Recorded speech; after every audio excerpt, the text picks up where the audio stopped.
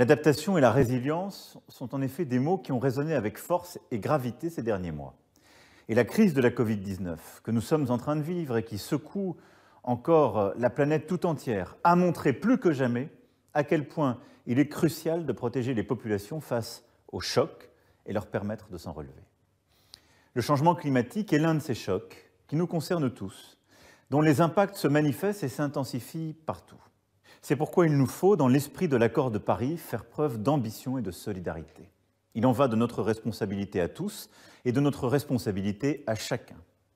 Mais il est tout aussi important d'accélérer la mise en œuvre d'actions d'adaptation sur le terrain afin de réduire la vulnérabilité de nos sociétés. Au niveau international, la France poursuit ses engagements en matière de solidarité climatique. L'Agence française de développement a déjà multiplié par 4 son soutien financier à l'adaptation depuis 2016. Et comme je m'y suis engagé le 12 décembre dernier, lors du sommet de l'ambition climatique, la France rehaussera le niveau de finances climat à plus de 6 milliards d'euros par an. Elle consacrera un tiers de celle-ci à l'adaptation. La France joue par ailleurs tout son rôle pour aider à la mobilisation au niveau mondial des financements publics et privés sur le sujet de l'adaptation.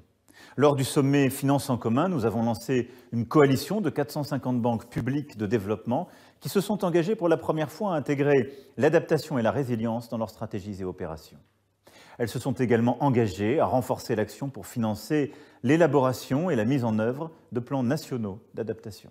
Au nord comme au sud, il nous faut repenser les infrastructures, les routes, les ports, à l'aune de l'élévation du niveau de la mer, des événements climatiques violents, de la hausse des températures moyennes et des transformations d'écosystèmes que cela engendre.